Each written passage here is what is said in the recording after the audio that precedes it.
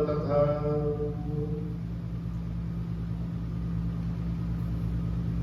सूत जी कहते हैं सब देवताओं का पहले स्मरण करते हैं, सबको प्रणाम करते हैं। हमने कर लिया, सब देवताओं को पहले प्रणाम कर लिया, ठीक है। श्री विष्णु, शिव, गणेश जी, ब्रह्मा, व्यास जी, सबको नमस्कार कर लेना चाहिए कथा को सुनने से पहले।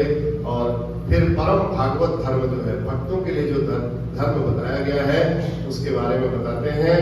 प्राचीन समय में एक बार बहुत पहले सतयुग के आरंभ में नारद जी ब्रह्मलोक गए थे और वहां उन्होंने श्री हरि के ध्यान में ब्रह्मा जी को जब मग्न देखा, ध्यान मग्न देखा ऐसे बैठ करके, और वो देवताओं और असुरों के द्वारा सबसे प्रशंसित,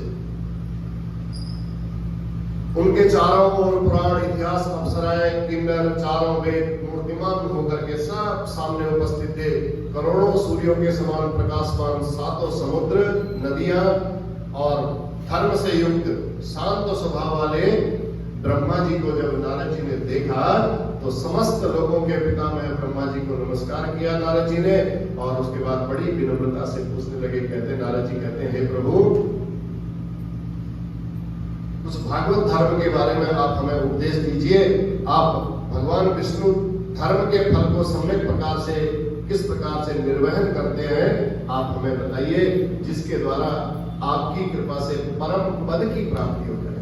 बस मनुष्य जीवन का अगर सफल करना है इस मनुष्य जीवन को, तो भगवान के उस परम पद की प्राप्ति करनी है।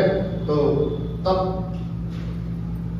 नारद जी ने ब्रह्मा जी को कहा, हे पितामह, कार्तिक मास हमने सुना है सभी महीनों में बड़ा श्रेष्ठ है, इसके महात्म्य क्या है, और कार्तिक मास में स्नान, व्रत, नियम, ये सब सांगोपांग जो भी होता है इसका वर्णन करें। हे द्विजोत्तम, ब्रह्मा जी कहते हैं नारद जी, जो वैष्णव के प्रति धर्म का उपदेश करता है, उपदेश करने मात्र से, उपदेश को श्रवण करने मात्र से सातों समुद्रों सहित पृथ्वी दान करने का फल जो होता है उसकी प्राप्ति हो जाती है। इतना श्रेष्ठ है कार्तिक का मार्ग। निष्पाप होकर के जिसका जो उद्देश्य हो, जिसकी जो कामना हो, उसको मन में संकल्प करें आज की डेट में, और पूरे महीने भर उसका स्मरण करते करते भगवान के समीप में रह करके भगवान जी का पूजन करें। सब प्रकार से आपकी मनोकामनाएं पूर्ण हो जाती है, और जो पुण्य मिलेगा इस कार्तिक मास का वो अक्षय हो जाएगा, कभी नष्ट नहीं होगा। आश्विन मास के शुक्ल पक्ष की कोई लोग एकादशी से कार्तिक का महीना शुरू करते हैं, और कोई पूर्णिमा से करते हैं, कोई संक्रांति आदि उस दिन से करते हैं।